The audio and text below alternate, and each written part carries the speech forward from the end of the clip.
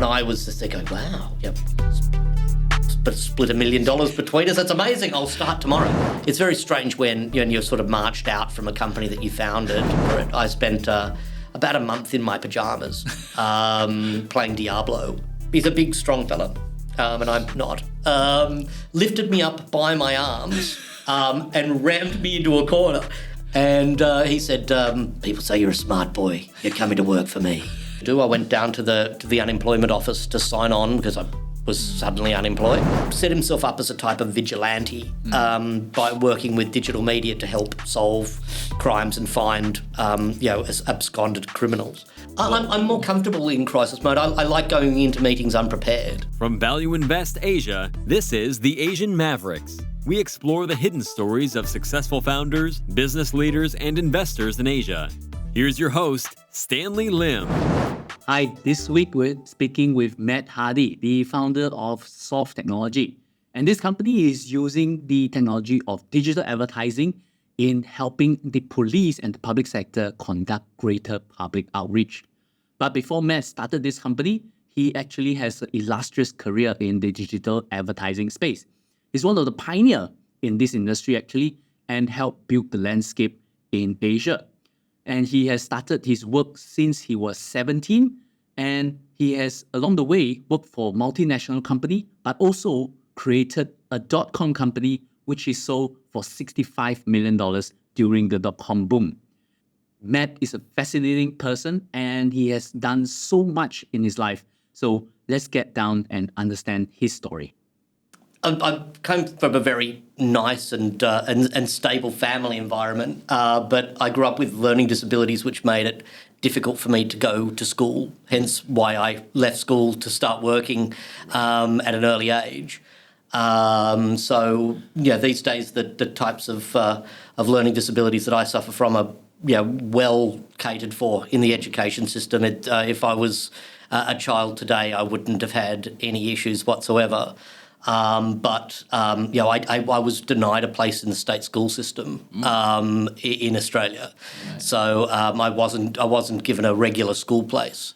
My parents luckily were in a position to put me into private education, and I went to private school, and that was probably saved me. I probably wouldn't have had any type of life if I would have had to go to the types of schools that the state would want to send me to. But, okay, tell me a little bit more about that. How did you find out that you were struggling because of a learning disability, or it was diagnosed, or how? I think that it was very clear. I think that that I just showed no interest whatsoever in any form of learning.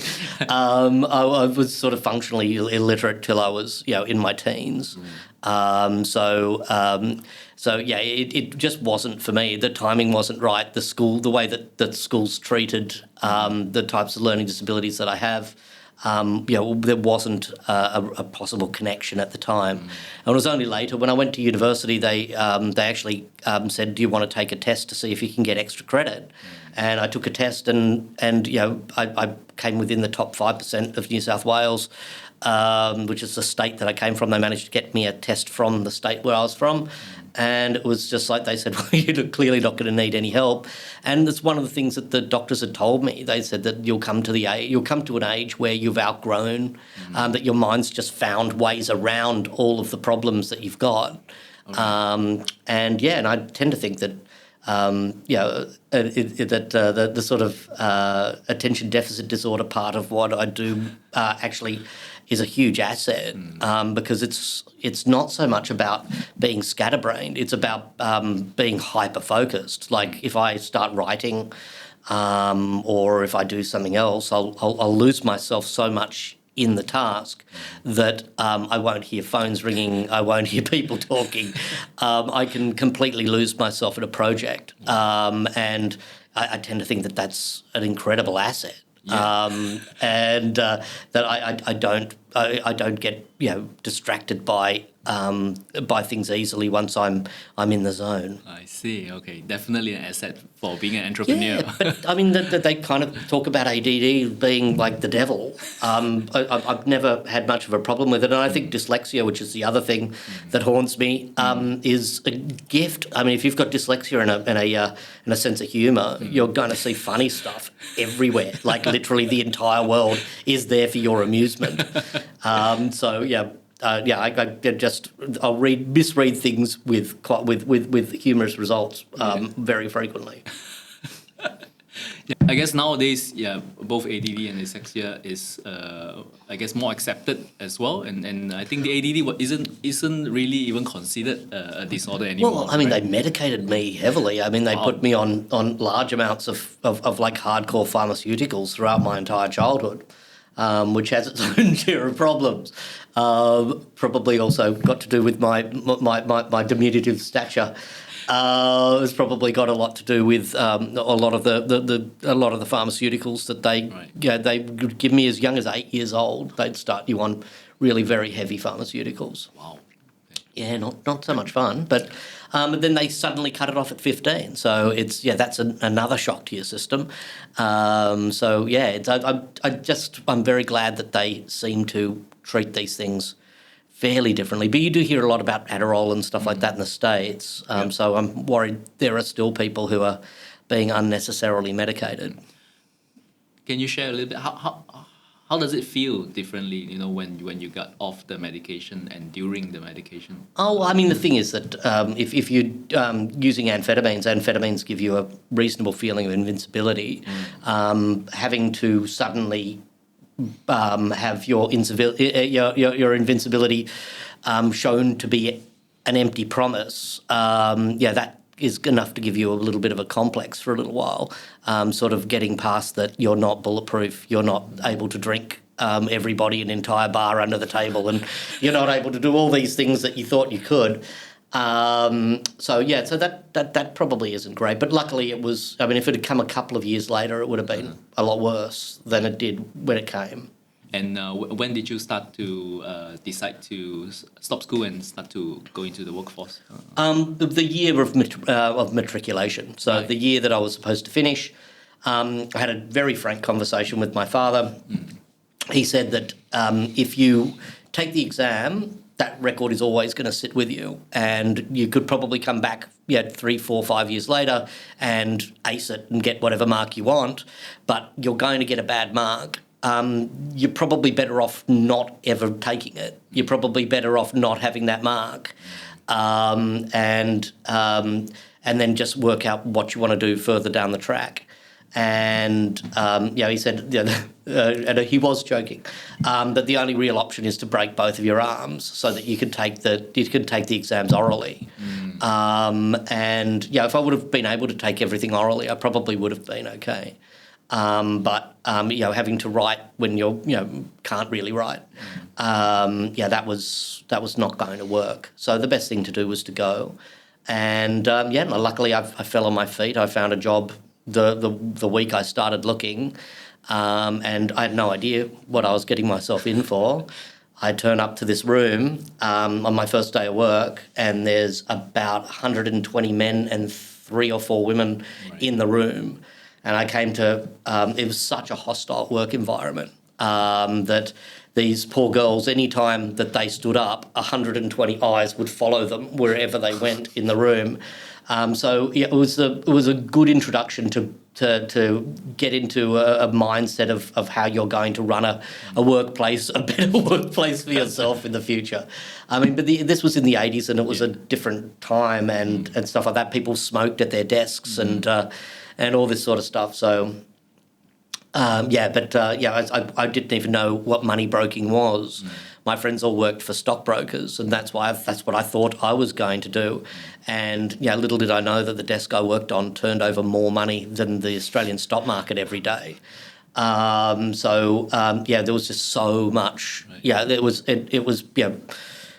was insane. People would throw things at you. You got screamed at all day from 7 o'clock in the morning to 5 o'clock in the afternoon. But they didn't mind how drunk you got. It was just a very strange environment to start working in, and I was only 17 when I started working. So this is the company Tulet and Tokyo. Yeah. Right. Exactly, yeah, and the money brokerages of the age, I imagine, were all similar, but Tullett was the big one. They were the 800-pound gorilla. So what does a money broker do actually?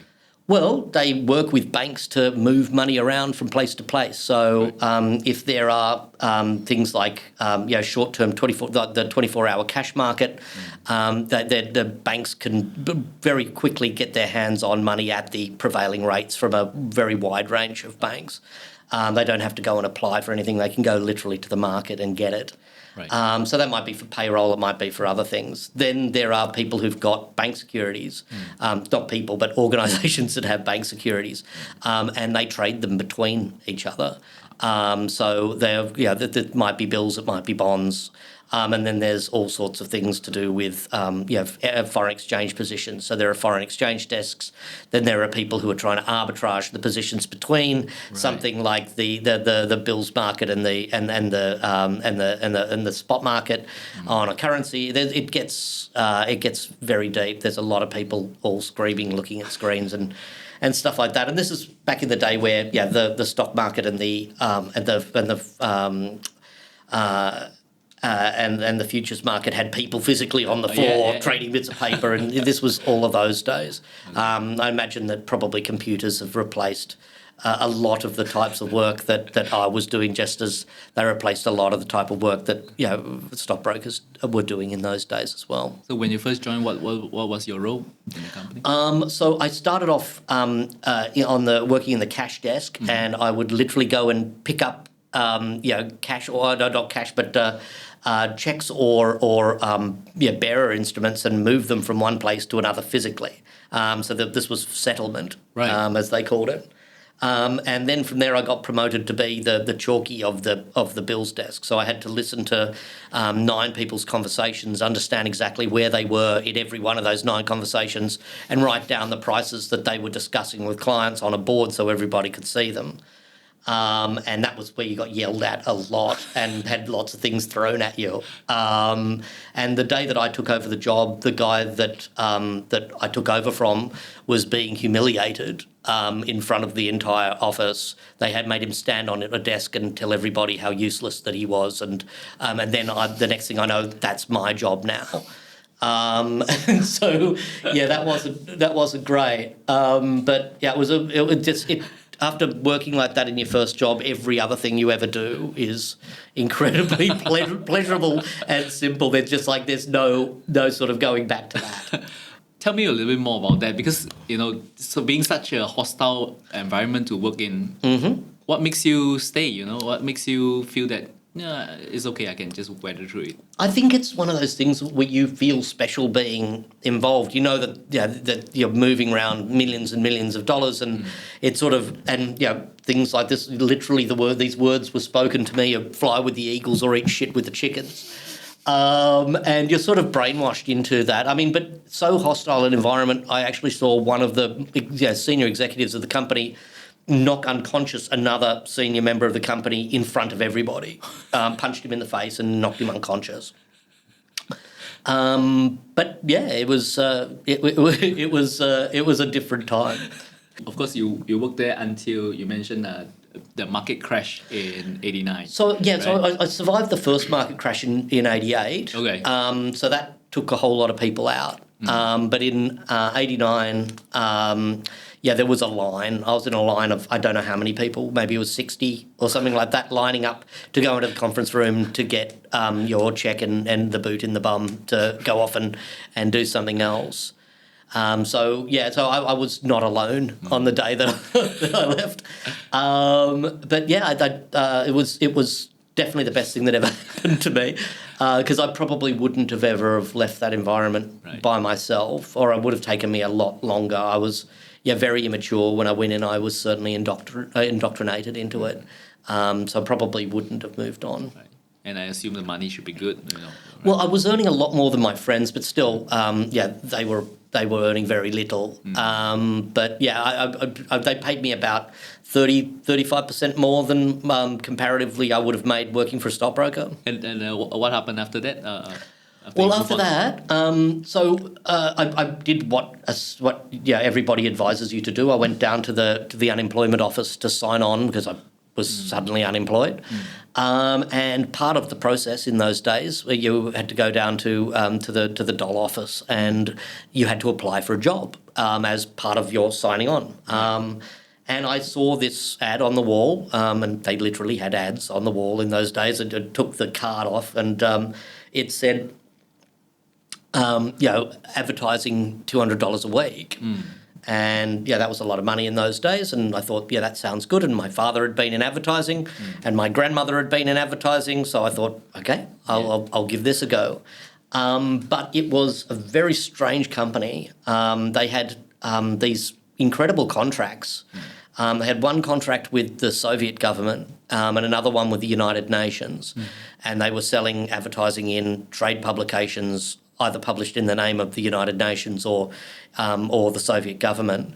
So they had this this contract with this Russian government ministry called Vanishtorg Reklama. Basically a ministry of information and trade.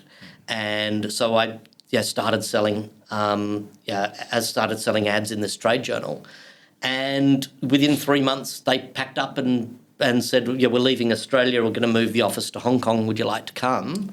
And it was, I didn't even think about it, just like, absolutely, I'll go. I had nothing behind me. I left Australia with literally about 300 Australian dollars in my pocket and no backup plan. But what makes you move with them without hesitation? Because you were just only 3 months with them. I was young and I was an idiot. You do idiotic things when you're young. You don't question. You just think, great. This is just the next thing. Yeah. I think that applies to lots of parts of people's lives that don't necessarily think this is just the next step, and you go off and do it. So you don't really feel any fear or anxiety on I'm sure there was both fear and anxiety, but I think it was also replaced with, what else am I going to do? Right. There wasn't going to be any more, I pretty much convinced myself that there was never going to be another job in the financial markets because, the crash was so bad. And at this time in Australia, unemployment was at crazy record highs. I can't remember what percentage it was, but it was it was crazy. And mortgage rates were running over 18%. It was a bloodbath. I couldn't get out of Australia fast enough. And unfortunately, it looks as though Australia's going right back to where it was when I left it right now.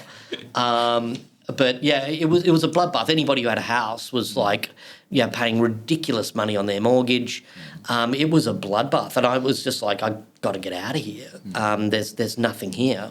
But there's a certain of maturity, I guess, as well. For a 19-year-old to analyze the mortgage market. I think a lot of this is the benefit of 20/20 hindsight. But I think I was more driven by I just want to do it. Right. I was also frightened that of a future in Australia, and a future in Hong Kong seemed more promising. Yeah, and it's the roaring 90s. Hong Kong is.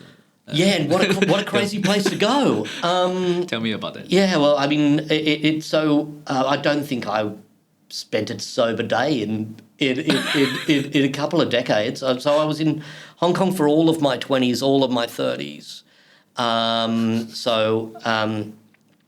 All of the sort of prime party years of your life. And Hong Kong at that time was the party centre of the universe. I spent a lot of time in New York towards the latter part of that. In my 30s, I spent a lot of time in New York, and New York was boring in comparison to Hong Kong because the distance. So Hong Kong, it really comes down to geography. I don't think anywhere else in the world you're no more than 5 kilometres away from everybody that you know. And not only that, at that time there was no television. There were 2 English television channels and they were both useless. So there wasn't a reason to stay home. Everybody's houses were tiny, and in the winter the Hong Kong apartments in the winter are unlivable. So you wanted to be out all the time anyway. And seeing that you were no more than 5 kilometres away from everyone you knew, you didn't go out with 1 or 2 people, you went out with 20 or 30. So the friend circles were enormous. The population was really transient, which led to forming very fast relationships with people, very fast, very deep relationships with people. And everyone was away from their families. Almost everyone was away from their families. So it was, it was a crazy sort of cultural thing to be immersed in. Right. You mentioned before, Hong Kong is your favorite place, throughout all the places you've been. It was then. I don't think I wouldn't say it is today.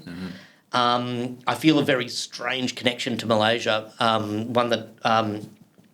So I've got a strange story about it. So the first time I went to KL was I think in 92 or 93. And I landed. So in those days, Subang was the airport. Yep. So I land into Subang and in a TriStar. So that shows you even dates it even further, because they didn't run bigger jets than that. Because Subang wasn't rated for big jets.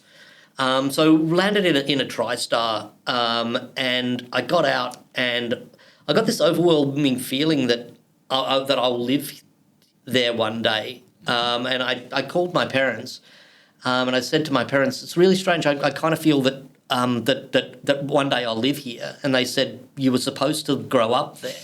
My father had accepted a job, but in KL when I was a child. Right. But the tensions with Indonesia scared him off. He was. I think it was Sukarno, not Suharto. I think he was rather scared of Sukarno, so he ended up not taking the job, and I ended up not growing up in Malaysia. Right. But I had a sort of a force that's consistently driven me back. So here we are. But at the time in Hong Kong, while you were still working for the advertising firm, you decided to go back to school. Yeah, well, I mean, the thing is that when you work with and these guys who had these contracts, with the Russians and stuff like that, they were so dodgy.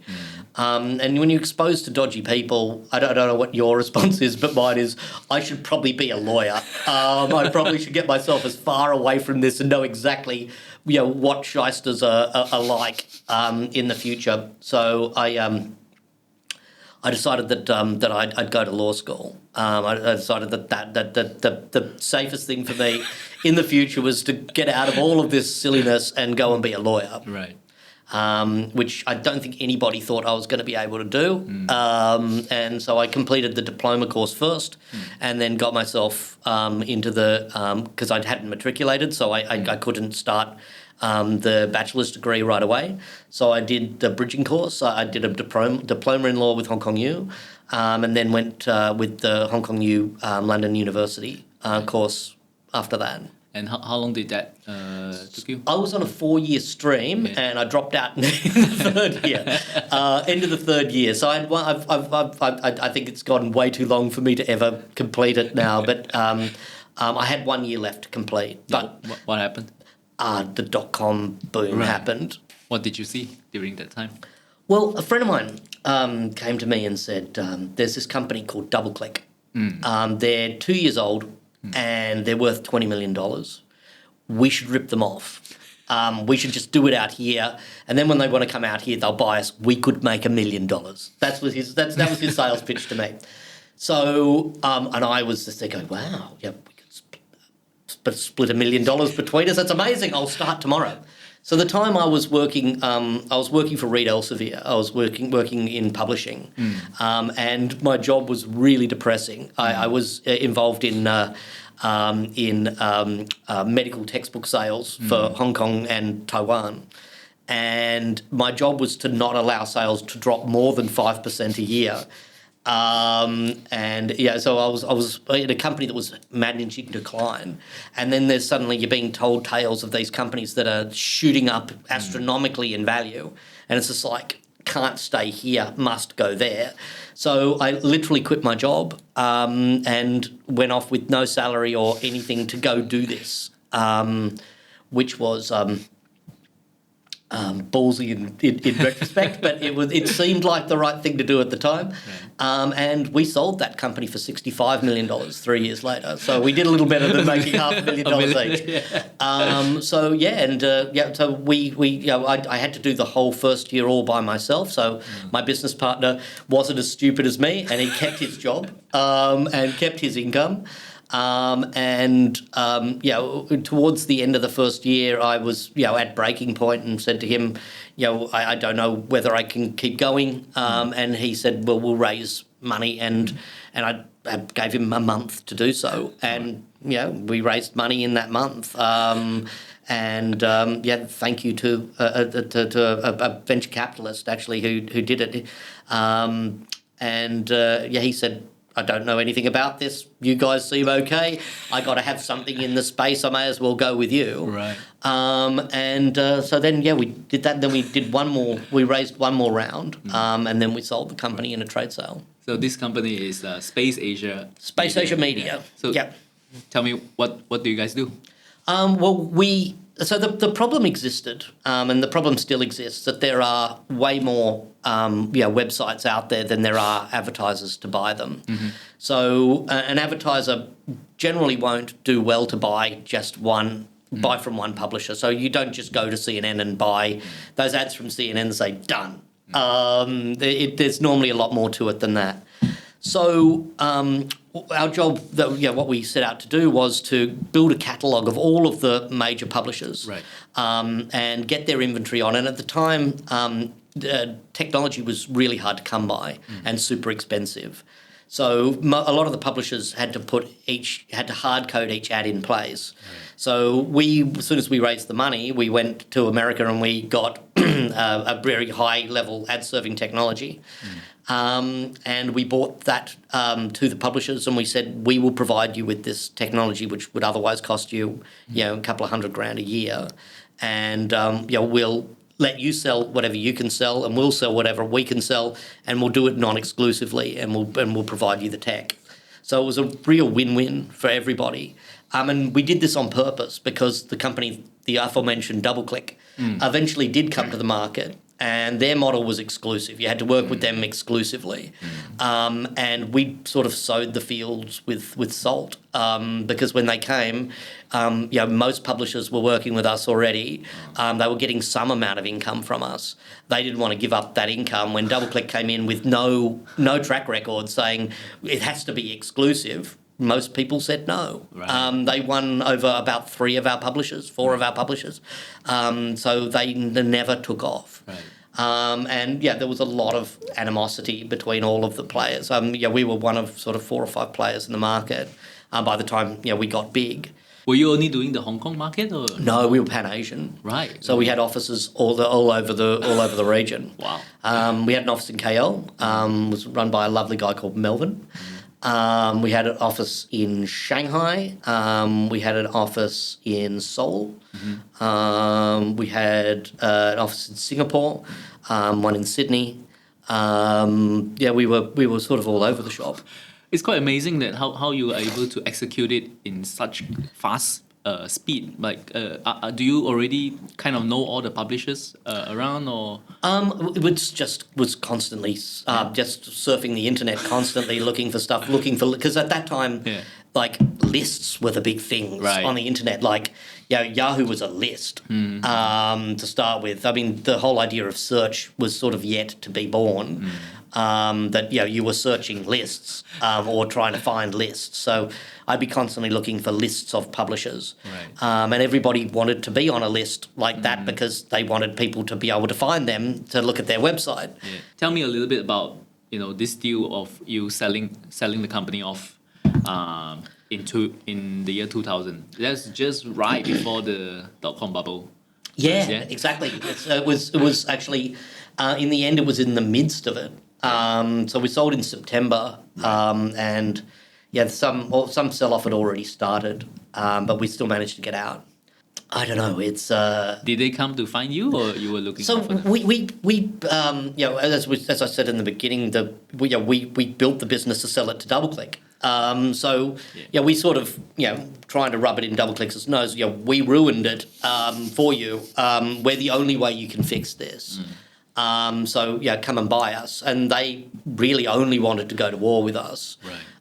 So there was no love lost. As I said, it was rather a contentious space. So that original plan wasn't going to happen. So there were two other really big players in the States. So we turned our attention to them. And so they both showed interest, and we spent a fair bit of time with both of them. The guy who was running the one that we didn't go with, who was a smaller business and couldn't make this type of financial offer, that the big one could.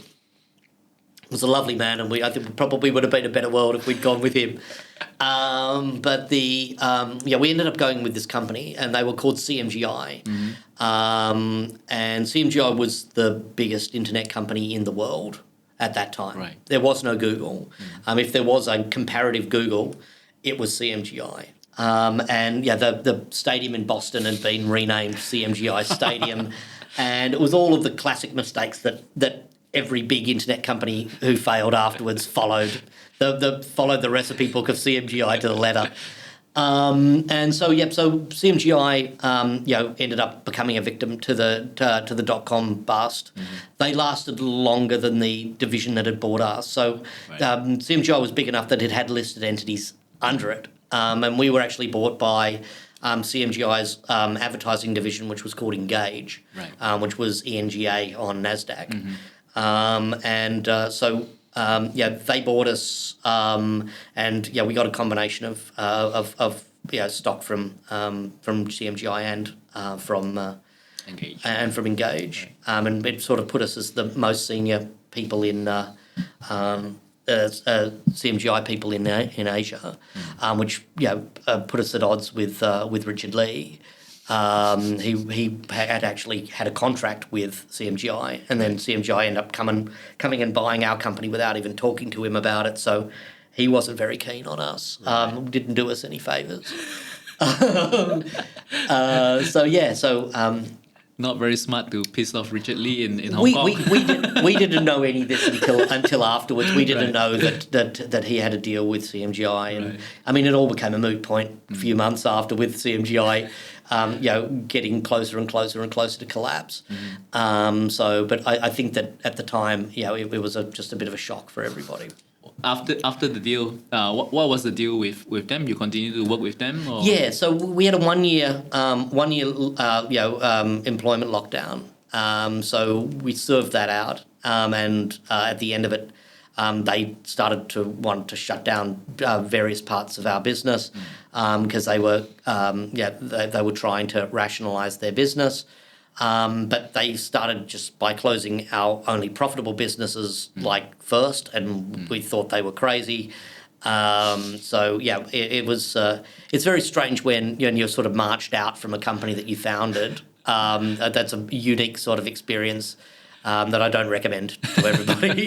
There's a feeling of being very despondent, and my business partner, I think it took him a lot longer than it took me to recover from that. Right. I think it took him about a decade to get over it. I spent about a month in my pajamas playing Diablo. Okay. And I luckily, being Hong Kong, I lived on top of a supermarket, so I didn't leave the building for a month. Wow. I don't think I didn't get out of my pajamas. I'd just go in my pajamas to the supermarket and resupply anything I needed to get resupplied. I didn't see anybody or talk to anybody. And then a month after it was just like, okay, well, guess we've got to get on with things then. Then went to talk to one of our biggest publishers and started a JV with them. And that guy is a well-noted internet genius. Right. So I managed to work with him for a couple of years, which was a great learning experience. And that's what actually got me to KL. His business was doing so well that IBM came and bought his business out from under him, and my business was, monetizing assets that belonged to him. So the assets all became uncertain or gone. They had bought, him and his cadres had bought a listed vehicle in a reverse listing in Malaysia, and asked me to come to Malaysia and be a executive director of that. So I came and did that. Within a decade, you went up and down on your career. Oh yeah, no, it's constant. It's constantly up and down. Yeah. Luckily, I've been able to keep some of the money along the way. But the first time round, that 65 million, that was sort of 12.5 million a piece between me and my partner. We got to keep very little of that with the dotcom crash and everything, and we were holding paper, and it all became a horrific mess. And eventually, the business went Chapter 11. So we got to keep very little of that first bunch of money. But luckily, there were other opportunities that would come along. After that, I wanted to ask you also, why do you think that you mentioned that after you've been let go from your company, it took you 1 month to get over and I wouldn't say I was completely over, but I at least was functional. My head was in the right place. Right. I was ready to get back to it. What do you think is the difference between you and, say, your partner, that it took him much longer to? I'd spend some time thinking that. about that. I think he thought that we lost something. I think that he thought that we had deserved this. I was already having a problem with the money that we'd made, because I sort of was thinking, well, hold on, what did we do? We just went off and had fun and got free drinks for 3 years.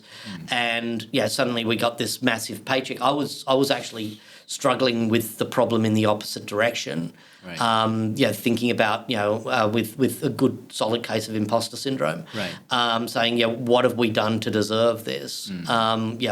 That, and then once it sort of disappeared, it was in some directions, it was sort of a relief. Right. It was, we were 30 years old. We were 29 to come into that much money at that age. I would like to have kept it, it probably wouldn't have helped my life in any way. I probably wouldn't be in as good a place today, mentally or even financially, as I am today. I think that's a very fascinating point that you pointed out. The same circumstances happened to both of you, but just a different in perspective. Yeah, well, he really felt that that this was that we deserved it, that we had earned it, and that this was some grievous injustice. Right.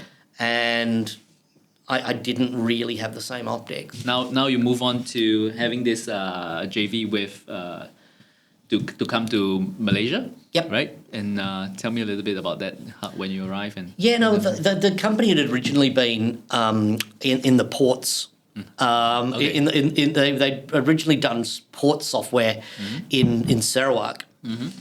So I'd have to, it was listed out of Sarawak, so I actually had to go to Sarawak every month to go to board meetings, which was interesting. So I'd never been to Sarawak before, the first time arriving was like, it's because it's very affluent. I mean, like, it's all nice cars and bungalows and stuff like that. It wasn't what I expected at all. And the fact that 25 kilometres an hour is speeding on the roads in Sarawak, it was. I kind of got a bit creeped out by the whole thing. So I would look forward to getting on the plane. And the guys that who also came from KL, they wouldn't even stay the night. I would stay the night and leave the next morning, but they would be out on they'd have time, the whole thing timed so that they could get out and back to KL in the same day. I see. And how did the business go? What was your role at the time? Well, I think that they had a vehicle looking for a direction, looking for something to put into it. And, at that stage, I was really just warming a seat. Right. So it was a case that I thought that I needed to move on to do something else. So I'd already started looking for a job and found a job back in Hong Kong. Right. So I left to go and work at Fox Television. Right. So I got hired to go and run the digital advertising portion of Fox International channels. It was. I think they were probably glad to see me go as well. It was the timing was right, and I went back to Hong Kong and started sort of rebuilding it proper because I'd been treading water. Those 2 years while I was sort of warming the seat for that executive position. Right, and it seems that you're leaning back into the advertising space, and what is it about this industry that you feel that attracted to? Oh. I don't know. I mean, like it's the family business as far as I'm concerned. It's what my father did. It's what my grandmother did. It's what my wife did. It's kind of in my blood. And my father had always told me that advertising sales is the only skill you can ever really fall back on. Even if you're doing other things in your life, if you suddenly find yourself out of a job, you can get a job selling advertising fast. And I believed him, and it's been my experience as well. I've always been able to find a job selling advertising if I've needed one. It was a good job. I had a VP position at Fox, which the business card was amazing because I just had all the logos, everything from National Geographic to Channel V on my card, and I could pretty much say whatever I wanted to. It just said VP Asia, and then all the logos on the back. I pretty much could blag my way into anything. So one of the first weeks I had the card, I was walking past this party that Chanel was was throwing in the street in Hong Kong, and I said to my friend, "Do you want to see if we could get in?"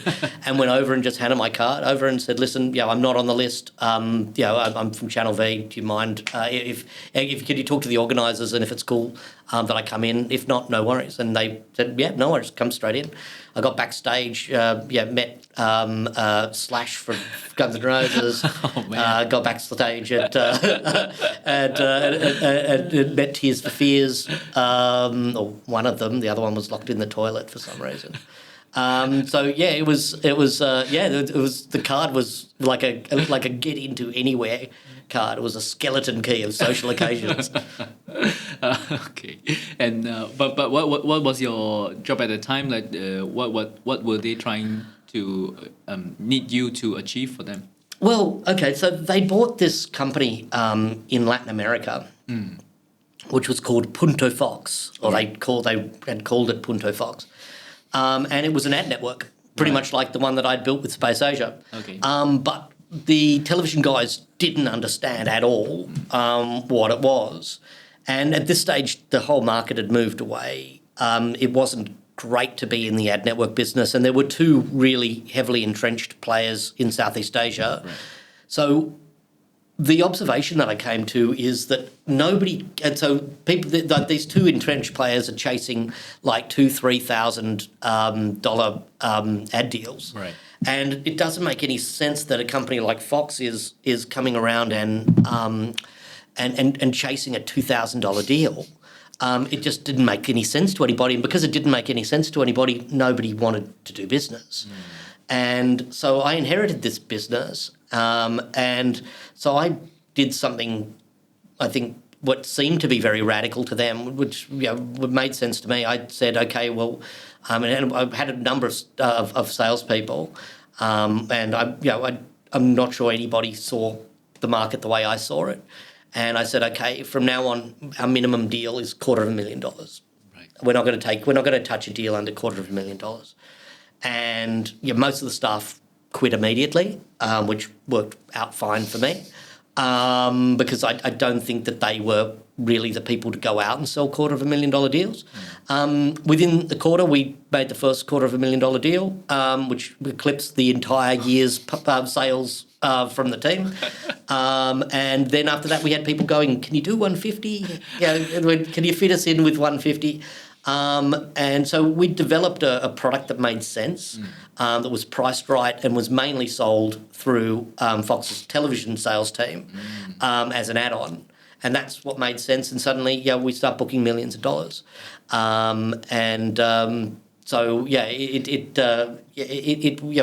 ended up making a go of it. Right. So what was the deal? It was selling TV ad space together with the digital. Exactly. M&A? So they had a whole big and very well-oiled machine going out selling TV space, and it was just like, we can do a digital campaign alongside it. And we'll use all our own assets like National Geographic and Channel V and all of this other stuff, and Star and all this. But we've also got deals with all the guys in the ComScore top 20. So we were able to put something with real scale, with lots of really big international brand names behind it, and it was being sold by Fox and it cost $250,000. So it all made sense. It seems that things are doing pretty well at Fox. Why did you end up leaving them? I sort of fell into the first opportunity. Go out to be one of the first people ever to do digital in Asia. That was something that was a happy mistake. The second thing, I think, the second sort of big jump for me, I like to think was more of my own presence of mind rather than just blind luck, but probably blind luck played a reasonable role in it. But advertising was changing. Advertising was going from a workflow where I call you, I'm the advertiser. I call you, the publisher, and say, "Can I buy some advertising from you?" Or I call a network, a consolidator, and say, "I want to buy from all these publishers." And then they would put together a written proposal, send it over. I would look at the proposal, and then I would say, yes, I'd physically sign it, and I'd fax it to them. And then after that, I'd have to organise to send the banners to them, and they would then have to put the banners on each of the websites. It was a huge amount of work. Now, a new workflow was emerging, a workflow where digital advertising was traded on a marketplace like the stock market, and then you put your ads in once and they can propagate to hundreds of thousands of sites immediately. So what would make it work better? We'll go with the reality of the fractured media consumption that people have. And this workflow is called programmatic. And I got the opportunity to be the first regional, person in programmatic advertising, working for one of the major agencies. Right. So I went to work for Omnicom, who at that time, Omnicom Group was the largest agency holding company in the world. I went and became the first Asia Pacific, and really I think probably within the first sort of 10 or 15 people inside that organisation doing programmatic globally. Got to set up everywhere from India to China to everywhere for Omnicom. Right. So this basically Omnicom starts to poach you away from Fox. Yeah. Yeah. So I had a very interesting job interview. I'd snuck into this party. Sneaking into parties is a big part of being in the advertising business. Free drinks are currency. So I'd gone to this. Omnicom had thrown a party for a new division that they'd set up, and I was happily sneaking in with a friend of mine, then the CEO of Omnicom in Asia, actually of Omnicom Media Group, because there are lots of parts of Omnicom, came over. He's a big, strong fella, and I'm not. Lifted me up by my arms and rammed me into a corner. And what was going on in my mind was, this seems like an overreaction for me coming to try and get some free drinks. And he said, people say you're a smart boy. You're coming to work for me. Apparently, that was it. I was coming to work for him. And Global had told them they needed to fill the position, Right. and some reason the CEO had got in his head I was the only person, and he had a problem with Global because he wouldn't give them more than one candidate. Right. I managed to eventually prove myself to the people who didn't want to hire me, and then that was great. It was a very good few years. Built something big, and then now it's an industry of thousands of people. I guess you really made a name for yourself in the industry. Well, at that stage, I was very much in demand to talk at conferences and stuff like that about how process will change the way that advertising's bought and sold. But now, programmatic is very normal. But at that time, it was the devil. Pretty much everything I get into is the devil. Digital was the devil, then programmatic was the devil. Everybody feels their livelihoods are threatened by the things I like to do. But yeah, it was good, and but agency's very political, and as you can see from my career, political jobs aren't really my forte. Right. So I need to be in a place where there's growth, and a place where there's struggle. And the Omnicom job had gone from being convincing clients to do it. Pretty much everybody, all the big clients were on board and spending. All the big markets were set up. It became more of a management role, which isn't really my forte. Right. So I started thinking about where else I could go, and I got offered a job at Accuen, and because that was a huge mess, and I thought, great, a huge mess, but it ended up being too much of a mess and even more political. Right. So I then the job with Trade Desk came up, and Trade Desk was a way outsider at the time. They were probably the sixth player in the market. And this is before Google dominance and all that sort of stuff. A company called Turn was the big leader. player, Right. And so I got offered the job with Trade Desk, and I think I was employee like 280 something. Right. I really wanted to speak to you about Trade Desk as well.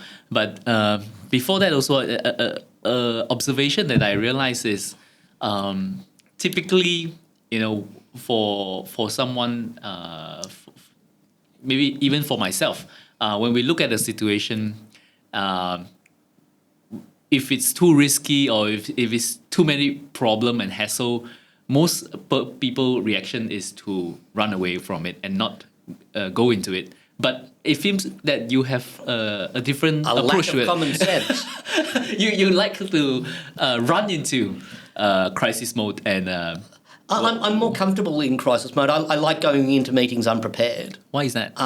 Because if you go in overly prepared, particularly speaking, meetings maybe not so much, but speaking, if I over prepare for a speaking engagement, it's horrible. It's so much better to just be able to go with it.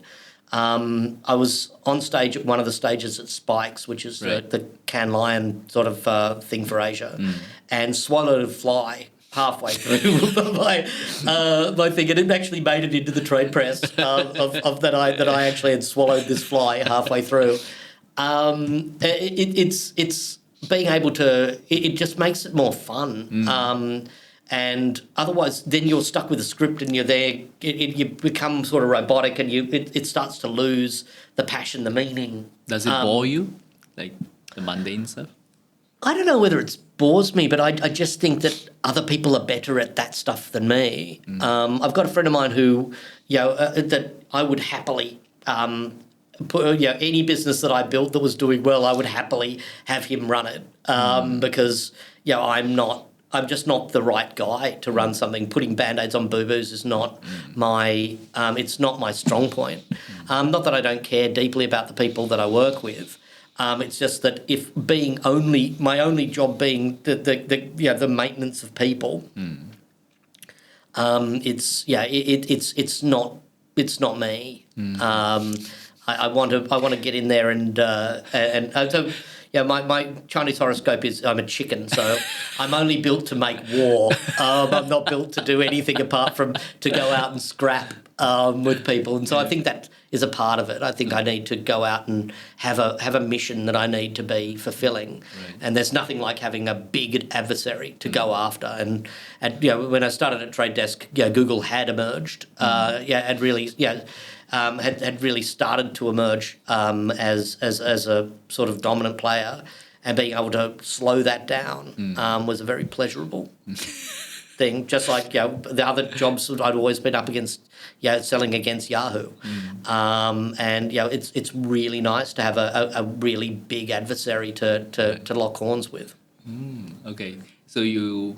I don't want to be the big guy. I want to be the guy fighting the big guy. You want to be David. Yeah, absolutely, every day. All day, every day, I want to be David. Yeah. It's a great way to get paid. I don't think you get paid being Goliath.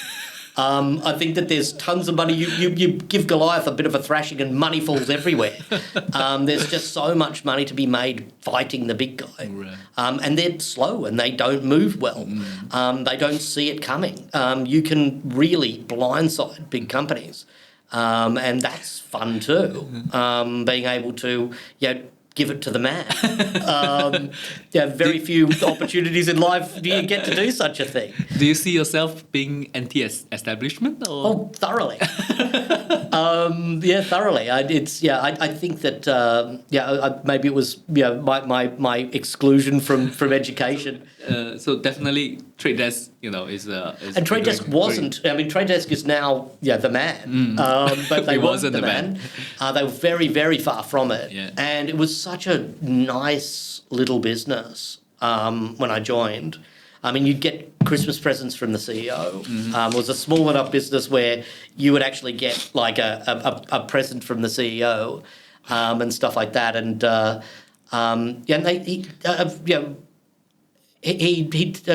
Jeff Green, who's the CEO, had said constantly, he was very realistic about how things would change, and said even from the first time that I ever was in a meeting where there were only about 300 people or less there at an annual company meeting, that treasure these days because it's not always going to be like this. And he'd said that since the very beginning. He knew what he wanted to set out to do, and he's done it and has become a billionaire in the process. And before you joined the Asian business, is almost non-existent? There were 16 people. Right. 16 people in Asia when I joined. And I came in alongside one of my best friends who had been running it up to that point. So he and I got to do it together for a while until he moved on after about a year.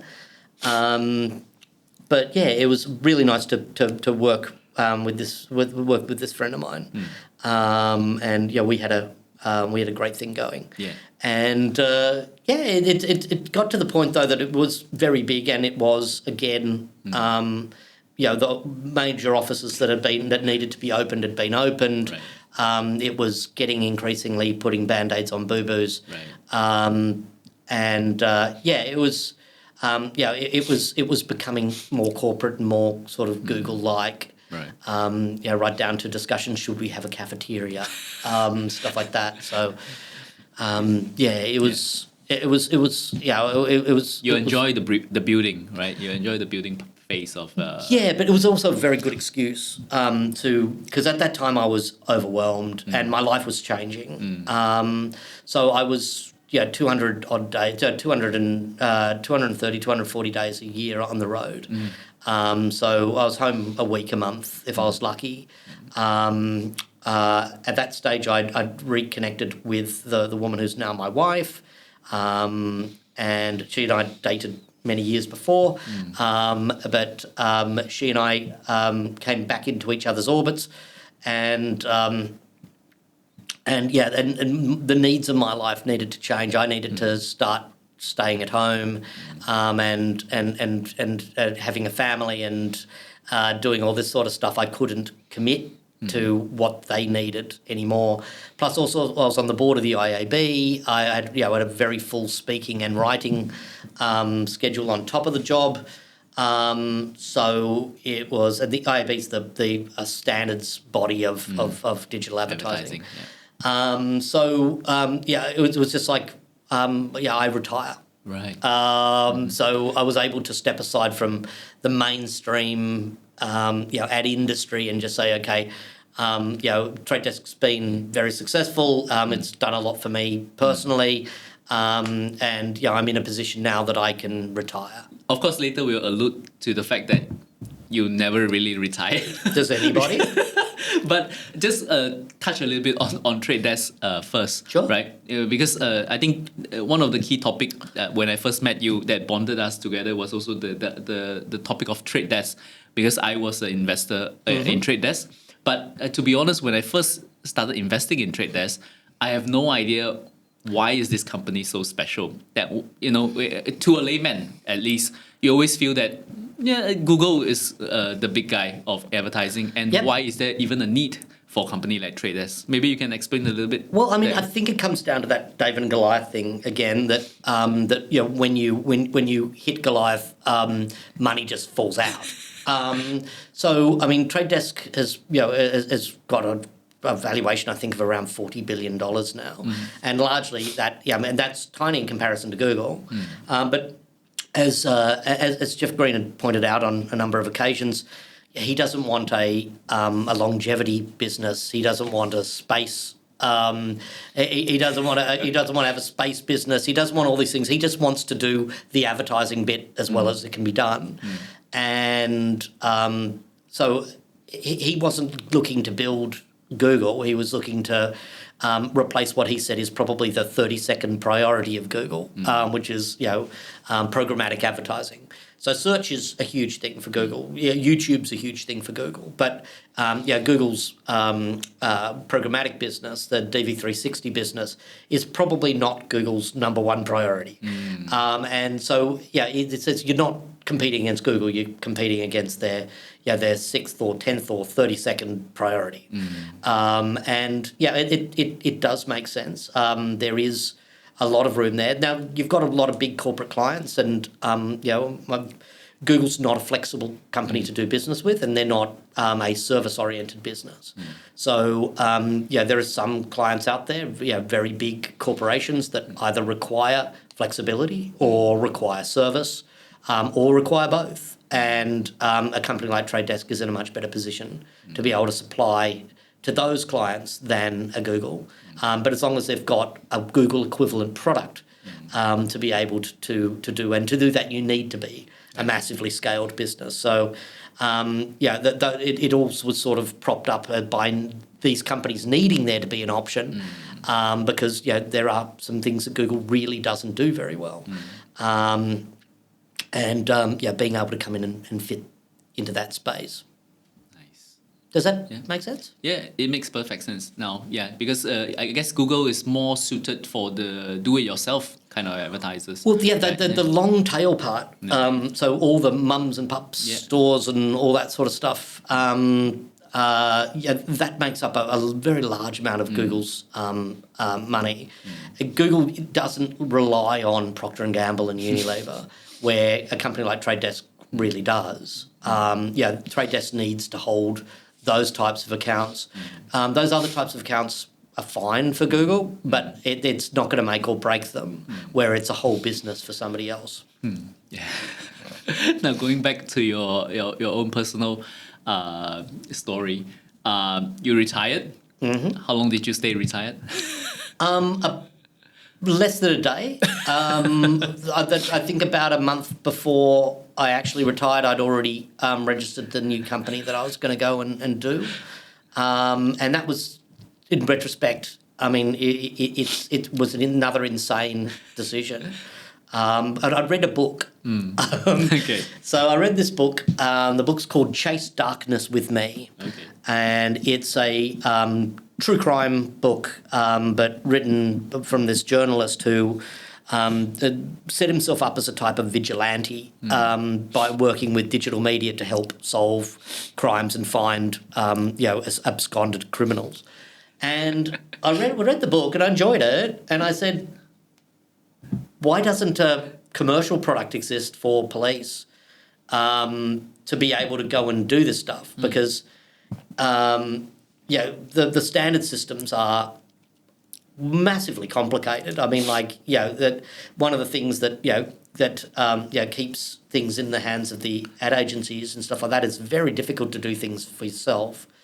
So after discussion with a couple of friends, we worked out that we could build something that's so simple that just a policeman on the beat could use it. So if a child goes missing, they can just put the details into a phone and hit go, and it will hit tens of thousands of people in the area. So the same type of thing that they do with door knocking and stuff like that, but be able to do it on mass scale super fast and sort of become a force multiplier for the work the police do. And so that's the only use case we thought of was a missing persons use case. Were they already such a product? No, Wow. and there still isn't. We're still the only one in the world. We're the only people crazy enough to have gone out and built it. And then we've only really built a sales presence in the UK, but we're working with about 40% of UK law enforcement have accounts with us. Right. And that includes major forces. The three biggest forces, the Met, Greater Manchester, Merseyside. They all run stuff with us fairly regularly. Okay, so this company you're talking about is your new company's not new anymore, but at the time you founded SOLV Technology, SOLV technology, right? And so you you read this book, Chase Darkness with me, and you realize there's a commercial use case for such a product. But why the UK as your first market? In a sense? We didn't know any police. We didn't know anyone to go and talk to or sell to. But a friend of ours had a friend of his. This is how tenuous the whole thing was to get started. Who was doing government contract stuff in Herefordshire, and so we asked him if we could use his office and stuff like that, and the American case is really daunting. So give you an idea about why we love the idea of SOLV is that America has almost 19,000 separate police forces. Just let that settle in for a minute. 19,000 separate police forces. So, if you've got 1,000 of them regularly spending, you got a business. Now, the UK's got 44 or 48 or something like that. It's in the 40s, police forces. So, one of the things is we also thought that if we could do it in the UK, we could do it anywhere. Americans aren't as big a disbelievers as British people are, and there's no one more sceptical in the world than a British police officer. Literally, no one else in the world is going to be more sceptical than a British police officer. So we went off to try and do a very hard thing and then do the hardest version of that hard thing that we could think of. And not really by design, just because we're stupid, and that's just how we decided to do it. But now we've started entering into the States. We've got a number of US police forces we still haven't put a meaningful presence in the States or anything like that yet. But really just through word of mouth has been a really powerful sales tool for us. You get one police force. So we had one police force in the States. I think they've now introduced us to 3 other police forces. There's a lot more that can be done in the American market for sure. But Canada, we're doing okay in Canada and Australia as well. Got something running for one of the Australian police forces right now. That's fascinating on how you're able to spot a missing market, that no one was able to see. And when we talked to police, everyone told us they didn't need it. That was the other thing. But we thought we knew better, and now we do. It does seem as though we did know better. Like police really do need public outreach, and their communications departments. Social doesn't work the way you'd hope it would. So they're every police force works with social media, but you have to subscribe to the police's channel. They have to be to be able to see anything. So it doesn't really work for mass awareness. TV and radio. They might be able to get free coverage, but that's it takes a lot of wrangling, takes a lot of time, and it isn't really going to happen on their agenda, in their time frame, where we can give a tool which they can use self-service. So if they want to run it at some 3:00 in the morning for us, doesn't matter. They can run whatever they want, whenever they want. But I do have a personal question for you, which is, what's the motivation of starting another business? Because by the time you retire from trade desk, you have, by all measures of society, made it, right? And so why do you still have the drive? What's the motivation come from? I don't know. I think it's in part of the human existence to want to be useful, and I still wanted to do things, and I felt very strongly about SOLV at the time. But we came to find out what we can do. So I talked about the original use case was missing children. One of the problems I really wanted to try and work on, I really wanted to solve, and my wife and I had spoken about it, is we wanted to try and work out a way to counter online grooming of young girls, or just of children in general. But that one is still an elusive idea on how to solve that. But this suddenly the thing came along, when we could start SOLV with the insights that we had, that the police could solve more crimes, they could be more effective if they had a mass marketing tool readily available to them. But we've now learned that the police use it for all sorts of other use cases. In Canada, it's warning people to not leave their car on with the keys in it on a cold day. Because apparently that's what Canadians do. It's so cold that they don't want the car to freeze over. Right. So they have the car running with the keys in it outside their house. They're inside the house making breakfast, which obviously leads to car theft. But we ended up running a whole lot of stuff supporting refugees during the opening phases of the war in Ukraine. So there were gangs operating at different border crossings and operating in different ways. And we were able to show ads to anyone who came within a kilometre of the border crossing. So if you came within within a kilometre of any of the border crossings between Romania, Ukraine, Moldova, and I think Poland. Yeah. If you came within a kilometre of the border crossing, you'd start seeing ads, and they would be specific to what to look out for, how to get in touch with the UNHCR, like advice on how not to get caught up by these gangs. Right. And that was an amazing experience. And then we did some follow-up work, working with a sort of NATO adjacent organisation. And we were finding people who were recent immigrants or recent refugees who were in Germany or Moldova, and be able to tell them about how they could find further support. Wow. Yeah, I guess this is the example that you're giving me. It feels so much more impactful compared to maybe just selling ads for PNG. Yeah, exactly. So, I'd spent my entire career selling soap. I was a soap salesman. It's nice not to sell soap. It's really nice. And one day we'll probably, I think that, once we can get SOLV scaled in the States, I think it will be a big and worthwhile business. But at the moment, it's a labour of love to a fairly large degree, but it's now a labour of love with a wide range of very serious customers. There's a lot more work to do. So far, on creating this business, I guess even though on paper you have created one business before for Space Asia Media, but I kind of see your every turn of your career, you are an entrepreneur. You are creating something. I'm brought in to build something up. Is generally been the job.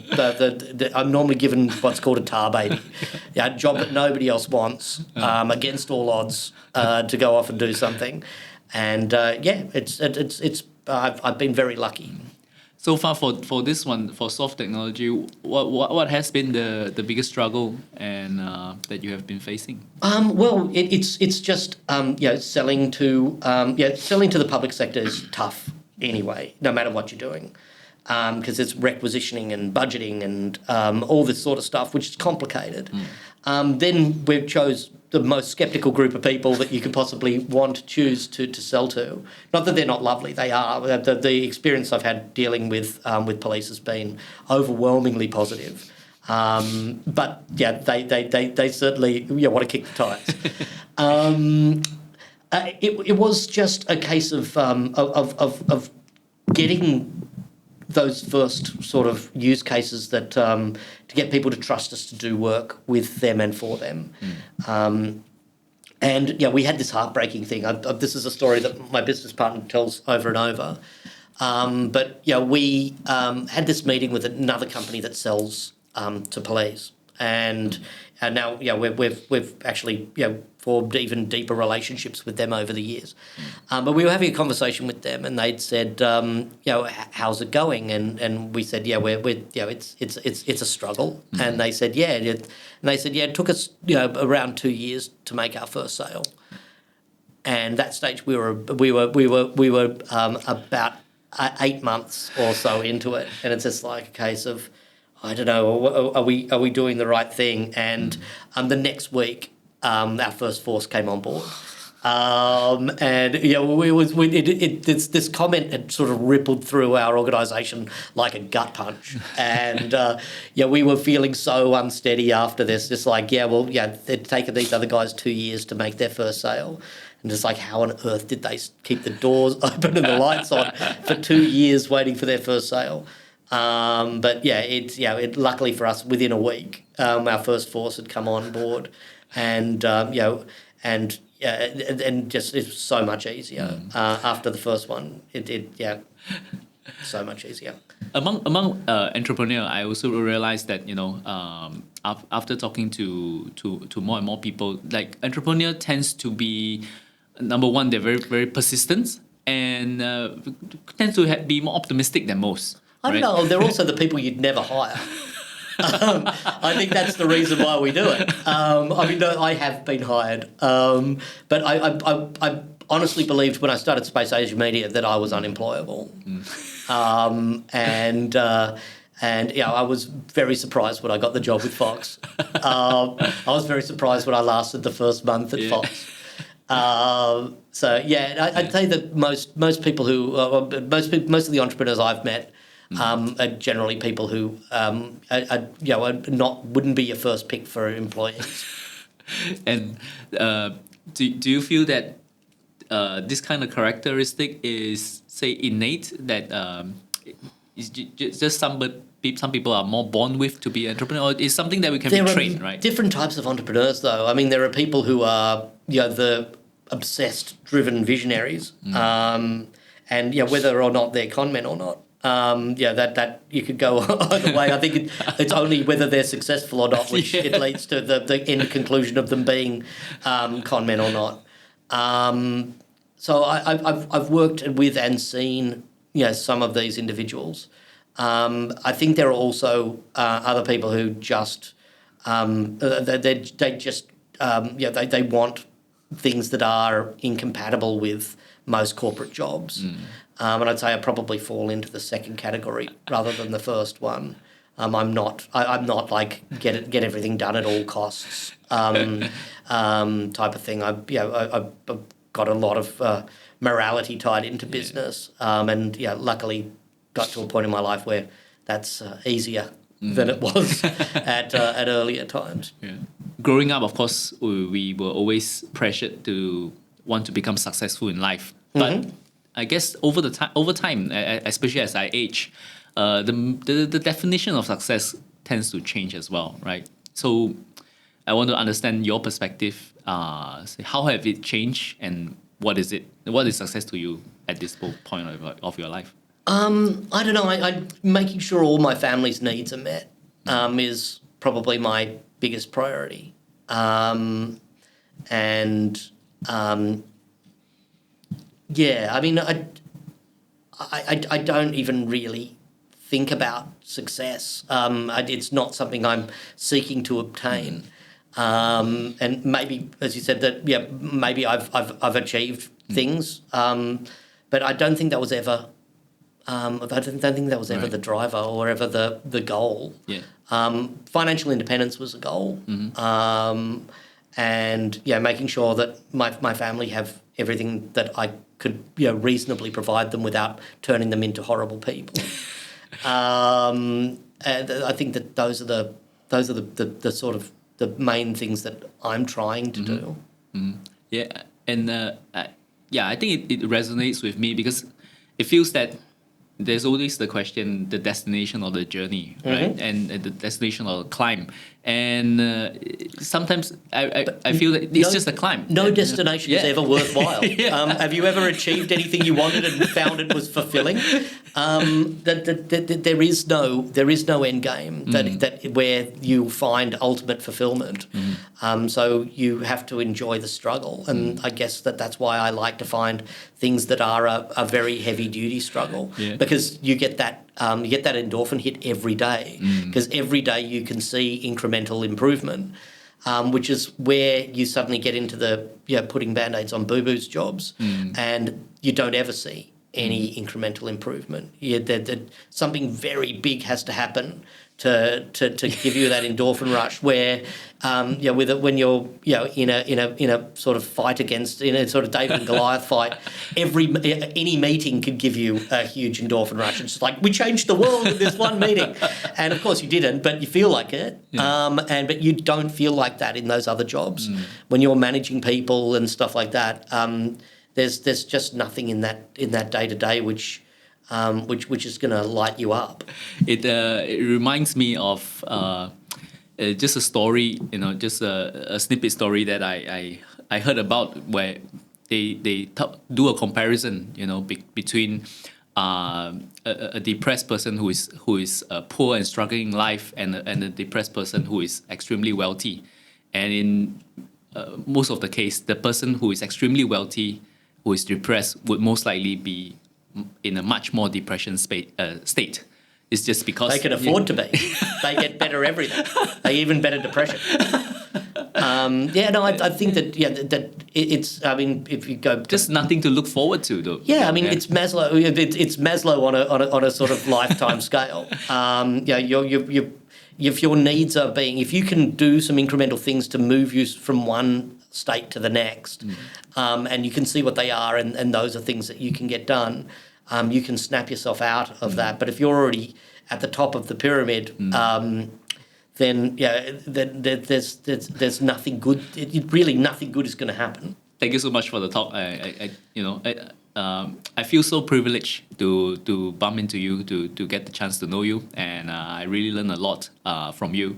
But very sweet of you to say. But before I go, I always like to ask a question, which is, you have gone through so much adventure in your life.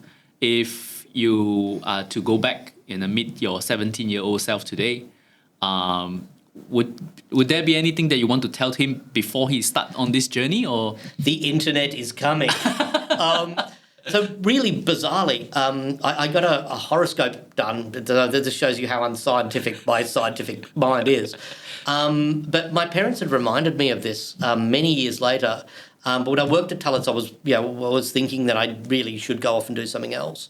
And this guy did this horoscope for me, and he said, "You'll make money." This is so many years before the internet that there's no way that he could have seen this coming.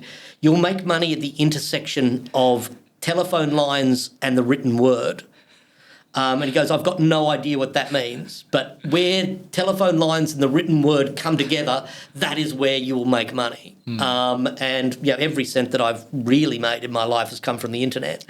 That is pretty much the intersection of telephone lines and it's a very specific. So most of these cold reading and stuff like that, it's people tell you things that are abstract and relatively non-specific. This is definitely abstract, but if you didn't know what the internet was, I don't understand how you would describe it. And when the internet first came out, it wasn't video. It was all just written word. It was a very weirdly prophetic thing. But I would probably say, listen to that guy. Listen to that guy and this intersection between the written word and telephone lines. And this internet thing is don't waste a minute. But I don't think I wasted much time. But I could have got started a year earlier. You might be too early in the case. Well, we were. I mean, like when we started, there were only 2 advertisers. There were 3 advertisers being represented by 2 agencies. Right. And the big agency that handled 2 didn't want to talk to us. The other one that had 1 client luckily did. So we could deal with this one agency with their 1 client. And that actually, funnily enough, was a spin-off from DoubleClick, the company that this was Modem Media. Poppy Tyson was our first agency client, and that it was a spin-off from DoubleClick. One full circle. Yeah, with everything circled. Right, thank you so much, Matt. Thanks. Really a pleasure talking to you. Thank you. It's been fun. Yeah. Take you. care. So that's it. Then that is the interview with Matt Harty, the founder of SOLV Technology. If you have enjoyed the episode, I really hope that you would give us a rating and a review and also share it with some of your friends. That will really help our podcast out. And remember, if you want to reach out to give ideas and feedback on the show, you can always reach me at learnwithstanley.com. Till we meet again, as always, my name is Stanley. Stay safe.